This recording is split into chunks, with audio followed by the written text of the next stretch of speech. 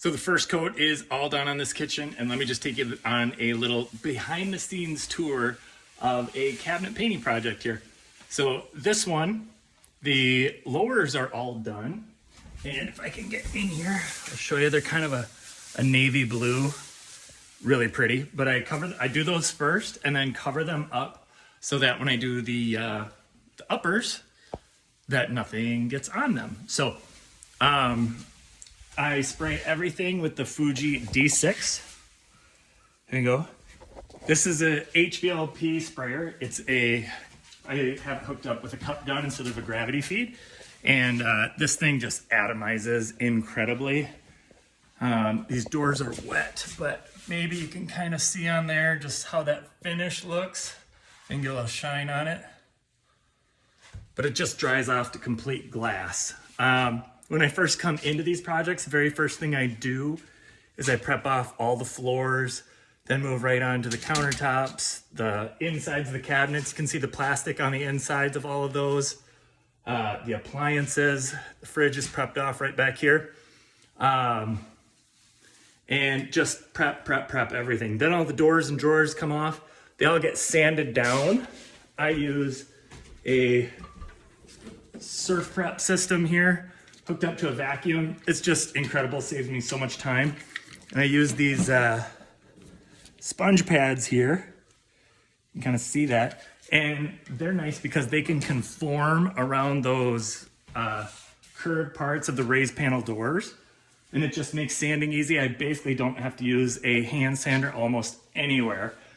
And then I'll go and I'll sand all of the cabinet boxes. And look at this, I missed a spot right there. So I gotta hit that. Sand everything, start doing my repairs. This wasn't oak, so I didn't have to do a grain filler here, but I did have to do a grain filler on, there was some cabinets in the laundry room here, and they were just cheap oak ones from like Home Depot or something.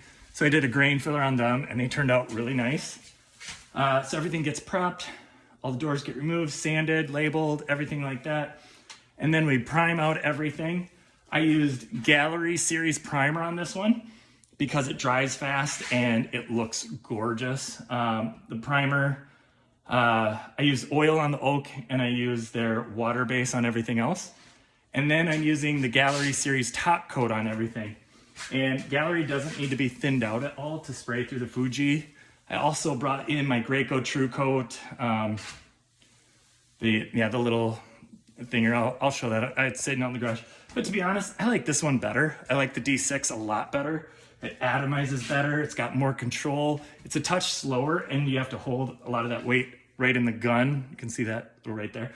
So there's a couple downsides to it, but it's just such a nicer sprayer. And you can get it just dialed into absolute perfection. So I've got one more day out here where I will put on the final coat on the white. I'll sand this all down. I got a couple repairs to do yet.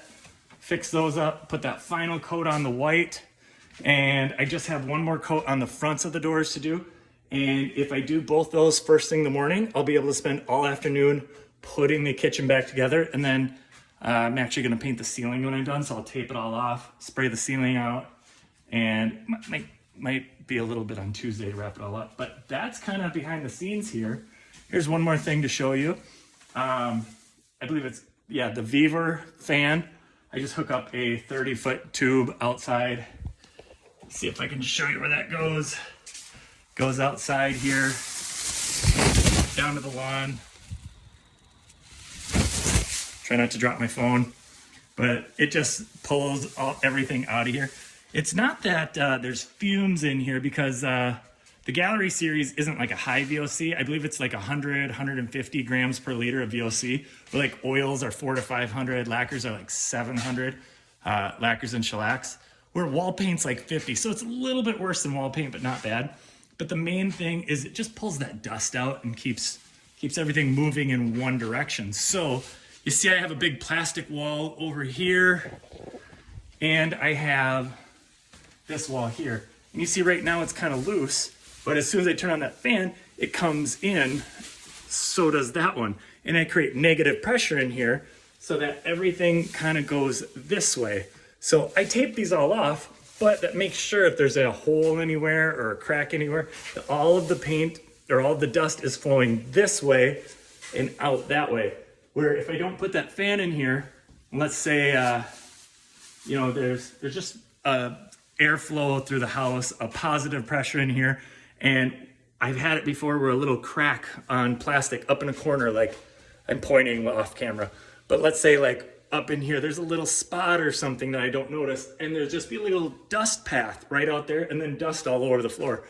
Doesn't hurt anything, it's a cleanup, and gets a little dust in the house, it's annoying, but this just prevents that. And I believe these are like $120 or something like that. They're incredibly cheap.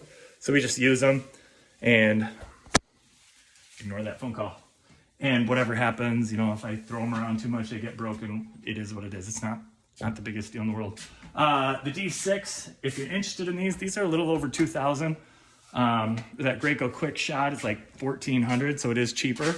But I do expect this thing to last forever. Where the Graco, those airless sprayers, you do have to go through tips, and those tips are about $60, and you're gonna go through a handful of tips a year. So there is a recurring cost there. And then those pistons can have issues. There's just, I've got an old Titan 115, and it's still perfectly fine just sitting on a shelf. They just don't wear out. And same with the guns. The guns are just metal parts. Nothing wears out on those guns. So I'm getting a little long-winded here, so I'll wrap it up. But that is the behind-the-scenes tour of this kitchen cabinet project, and I'll show it all to you when I'm done too.